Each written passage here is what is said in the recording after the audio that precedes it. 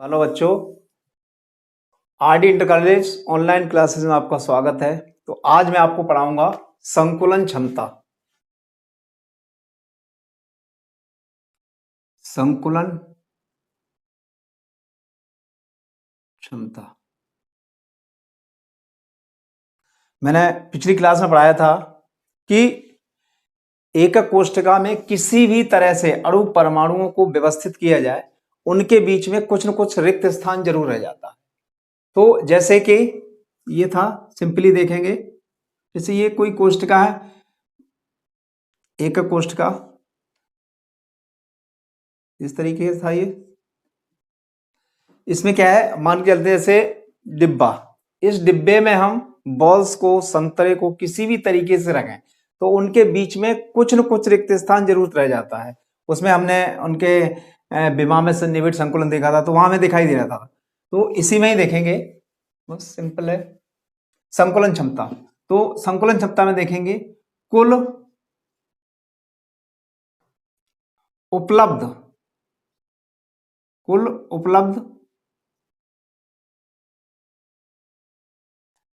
स्थान,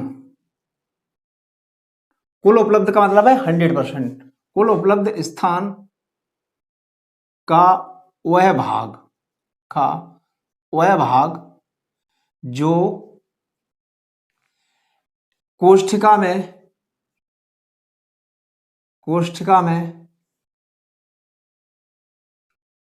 उसके कणों द्वारा, कणों का मतलब है अणु, परमाणु, आयन, उसके कणों द्वारा संपूरित होता है। संपूरित मतलब घेरा जाता है, संपूरित होता है, संकुलन क्षमता कहलाती है। संकुलन क्षमता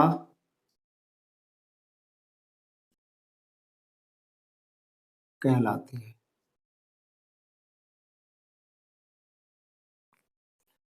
तो इस तरीके से हम लिख सकते हैं, और बेहतर रूप में आप ये करें कि किसी चीज जो डेफिनेशन हमने बताई है वो आपको रटनी ना पड़े। पढ़ने से आप अपने संकुलन क्षमता, कुल उपलब्ध स्थान का मतलब 100% टोटल, एक डिब्बे में, एक कमरे में, उसमें संतरे या बॉल्स को किसी भी तरीके, तो उनमें से कुछ न कुछ रिक्त स्थान तो रह जाता है। वो तो अलग हो गया, लेकिन उसके कणों द्वारा जो कुल घेरा जाता है वो उसकी संकुलन क्षमता होती है। संकुलन क्षमता के लिए अब है आपका, इनके संकुलन क्षमता के लिए इनके सूत्र भी दिए गए हैं। एक है, इसके बाद हम देखेंगे विमा संबंधी गणनाएं। विमा या कह सकते हैं इस तरीके से, कोष्ठिका में, एकक कोष्ठिका या कोष्ठिका कोष्ठिका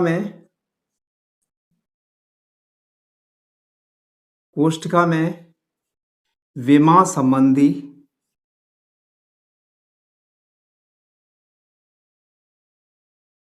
गणनाएं।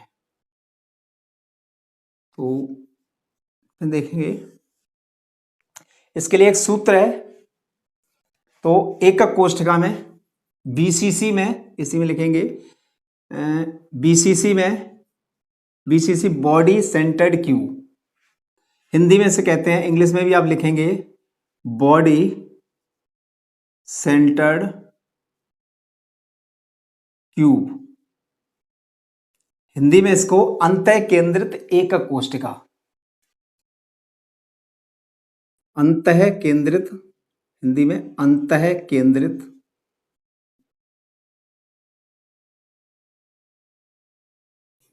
एकक कोष्ठिका, या कोष्ठिका लिख दें, अंतः केंद्रित कोष्ठिका। इसमें जो कणों की संख्या होती है, अणु या परमाणुओं की जो संख्या होती है वो होती है 2। एफसीसी इसका फुल फॉर्म होता है, क्योंकि कई जगह देखा गया है एग्जाम में न्यूमेरिकल में ऐसा लिखा हुआ आता है एफसीसी, तो उसमें कंफ्यूजन रहता है। तो इसका भी हिंदी लिखेंगे face centred cube, face centred cube. फलक केंद्रित, फलक केंद्रित एकक कोष्ठिका या कोष्ठिका, एकक कोष्ठिका। इसमें जो परमाणुओं की संख्या वो 4 होती है। और एक साधारण कोष्ठिका, उसको देख लें, सिंपल कोष्ठिका या आद्य एकक कोष्ठिका। आद्य, आद्य इस तरीके से लिखेंगे, एकक कोष्ठिका, एकक कोष्ठिका।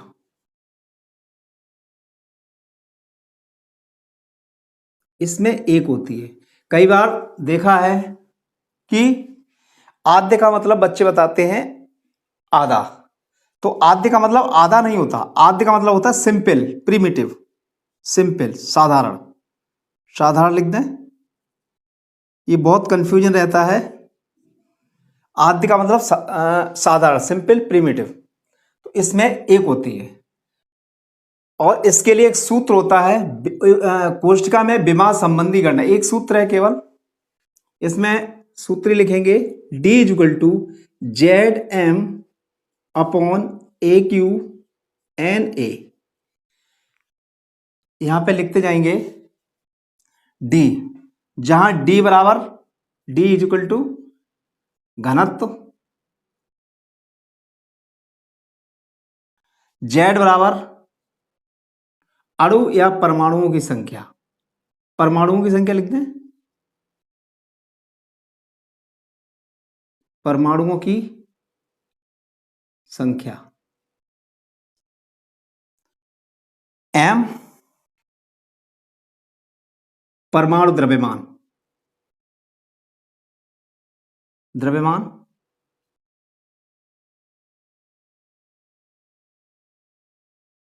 AQ कोष्ठिका का आयतन, कोष्ठिका का आयतन, क्योंकि कोष्ठिका जो हमारे पास है वो घन है और उसकी भुजा A है, तो घन का जो आयतन हम निकालेंगे वो AQ होगा जाके, कोष्ठिका का आयतन।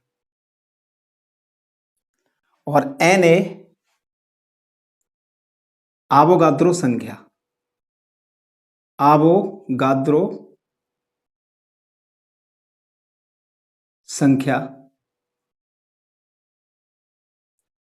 इसका जो Na का जो मान होता है ब्रैकेट में आप लिखेंगे 6.023 या 22, वो भी चलेगा, 22 गुणा 10⁻23। ये आपको याद रखना है, ये है। तो इसमें देखेंगे सूत्र में, और D है, D बराबर घनत्व। इसी सूत्र के आधार पर न्यूमेरिकल सॉल्व किए जाएंगे।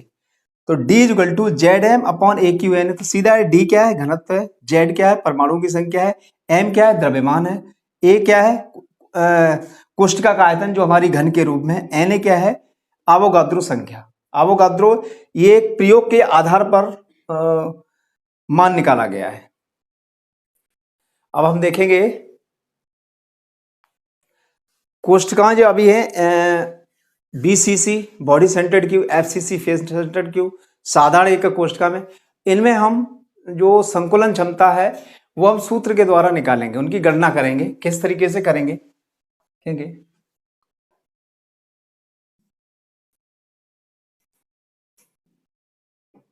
HCP या CCP में संकुलन क्षमता,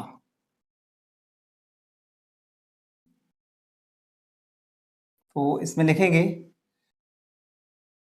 पहले हम लिखेंगे फुल फॉर्म इनकी लिखेंगे। HCP का मतलब क्या होता है, HCP का मतलब होता है हेक्सागोनल, हेक्सागोनल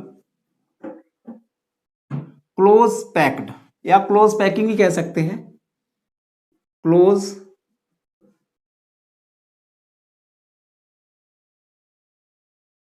पैक्ड। CCP का centred cube packed, CCP CENTED RED, centred cube packed. HCP जो CCP होती हैं, इनकी जो संकुलन क्षमता होती है वो दोनों के ही बराबर होती है। हिंदी में इसको कहते हैं षटकोणीय निविड़ संकुलन, और इसको जो क्या होता है फलक केंद्रित के बराबर ही होती है। तो इनमें FCC वाला ही चित्र हम बनाएंगे। FCC, HCP और CCP, इन तीनों की जो संकुलन क्षमता, तो एक बार देखेंगे ये थोड़ा गलत हो गया है, इसको चेंज करेंगे। क्यूबिक क्लोज्ड पैक्ड, पैक करेंगे क्यूबिक क्लोज्ड पैक। अब इसका चित्र बनाएंगे।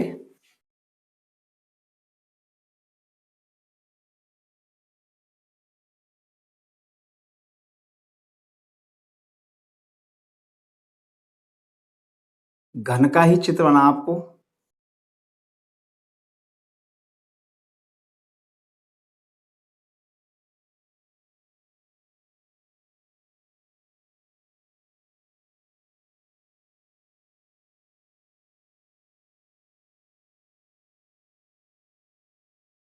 ABCD,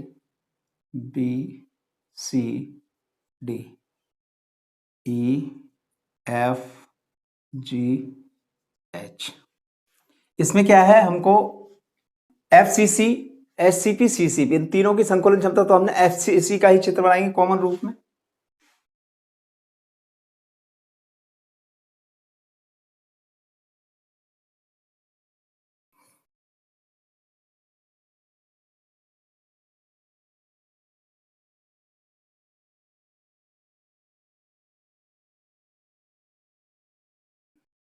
तरीके से हम बनाते जाएंगे गोले पे।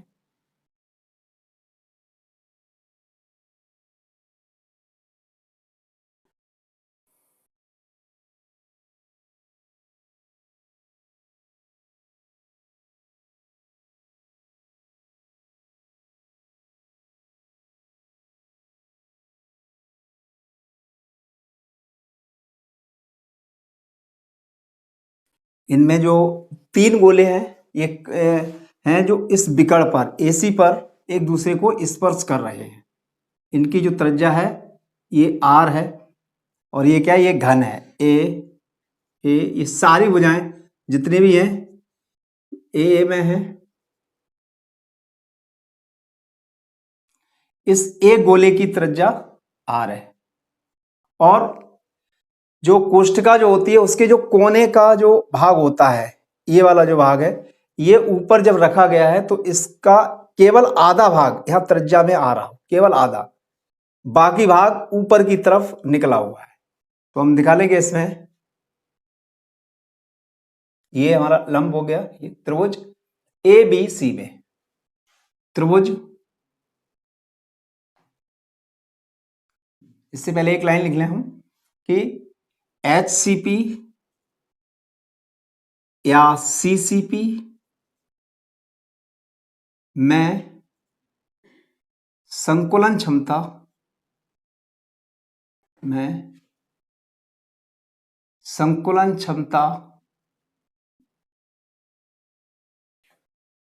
बराबर होती है या समान होती है, समान होती है।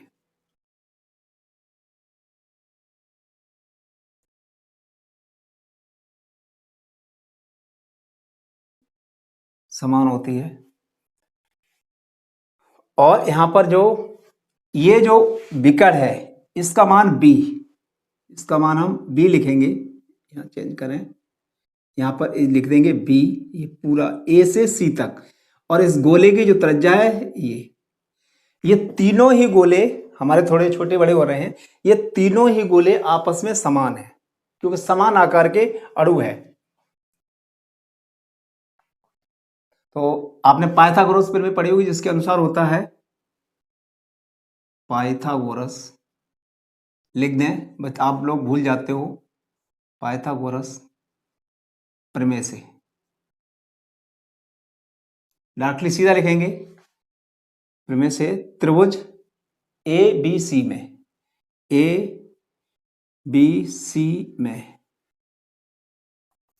AC स्क्वायर कर्ण का वर्ग बराबर आधार का वर्ग बटे लंब का वर्ग। AC square is equal to BC square plus AC square equal to AB square plus AB square, BC square plus AB, आगे पीछे हो जाए कोई प्रॉब्लम नहीं, AB स्क्वायर। तो AC square is equal to B, AC हमारा B है। अभी हम इस तरह गोले की त्रिज्या पर ध्यान नहीं देंगे। B square is equal to A square plus A square, क्योंकि ये घन है इसकी सारी भुजाएं बराबर होंगी। तो B square is equal to 2A square, B is equal to A√2, ऐसा लिख सकते हैं। अब देखेंगे विकर्ण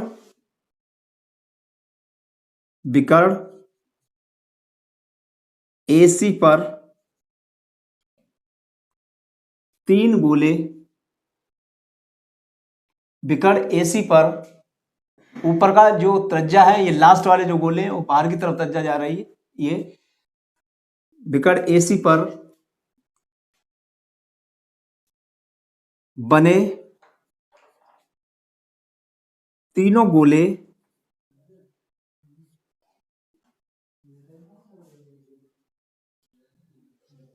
गोले समान आकार के हैं, समान आकार के हैं। अतः B is equal to 4R, B is equal to 4R, क्योंकि यहां पर एक R ये इधर, इसको नहीं देखेंगे, विशेष तौर से आपको ध्यान देना है, क्योंकि ये गोला जो कोने पर रखा है उसका जो R है वो बाहर हो रहा है और ये भी बाहर हो रहा है। तो एक R ये, एक R ये, 2R, और बीच में जो गोला है उसकी दोनों R, मतलब उसका पूरा व्यास उसके बीच में आ रहा है, तो 4R हो गया यहां पे। इसलिए ये B बराबर A√2 हमने नया निकाल लिया, ये B बराबर 4R हो गया। तो देखेंगे 4R is equal to A√2, R बराबर A√2 बटे 4। इसको मैथ के रूल के अनुसार √2 इंटू √2 कर सकते हैं बटे में। देखेंगे A इंटू 2 बटे 4√2, R is equal to A2√2। यहीं पे एक और लिख सकते हैं, हमने अभी R का वैल्यू निकाल लिया, या R का वैल्यू यहां से निकाल लिया, यहां से हम A की वैल्यू भी निकाल सकते हैं। तो सेम यही लेंगे, A√2, कोई इफेक्ट नहीं पड़ेगा, चाहे इधर आप लिख दें इधर लिख दें, कोई इफेक्ट नहीं। 4R, अब हम R की वैल्यू निकालेंगे, तो सॉरी A की निकालेंगे। A is equal to 4R बटे √2। सेम ऐसे ही कर दें, यहां पे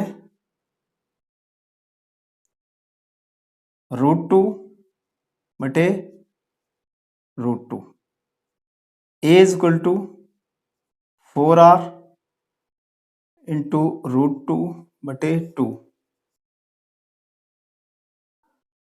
A is equal to 2√2R। अब हम इनकी संकुलन क्षमता निकालेंगे। संकुलन क्षमता में क्या है, संकुलन क्षमता में निकालेंगे हम, संकुलन क्षमता निकालनी है हमें, संकुलन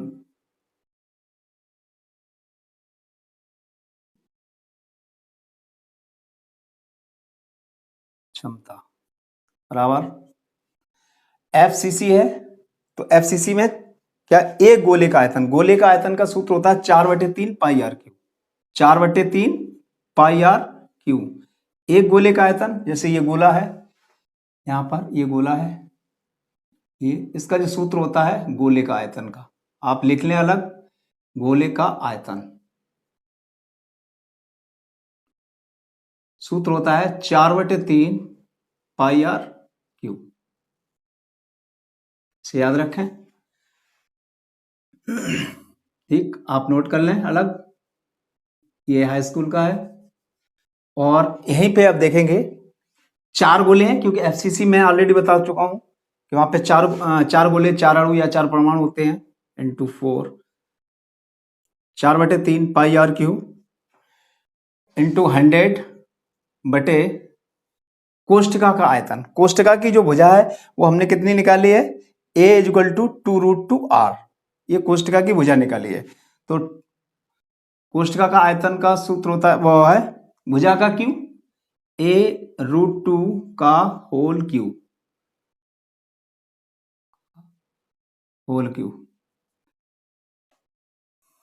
4/3, इसका 4 चुकू 16, सिंपली है 16/3 पाई आर क्यू इंटू 100 बटे, इसको 3 टाइम्स लिखें, a√2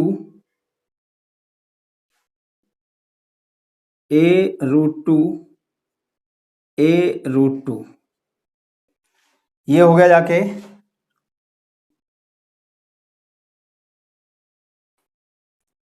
2√2r, सॉरी मिस्टेक हुआ, ये करेंगे 2√2r, 2√2r का होल क्यूब, 2√2, इसे 3 टाइम्स, 2√2r, 2√2r, ये हुआ जाके। तो देखेंगे इसको हम इधर,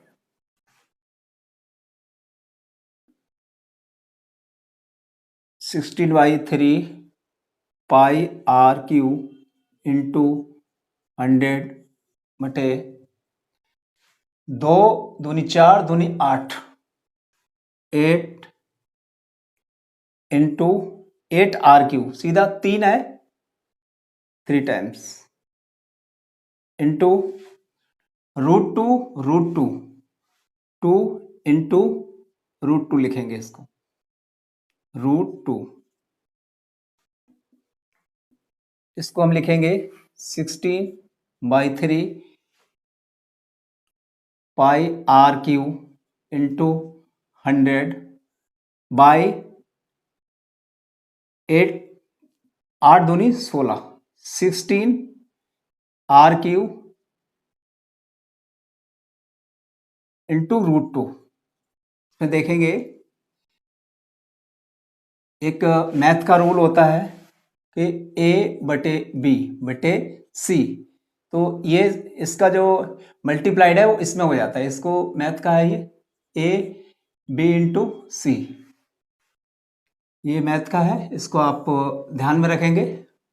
तो इसको हम लिख सकते हैं यहां पर 16/3 into pi r cube into 100 by,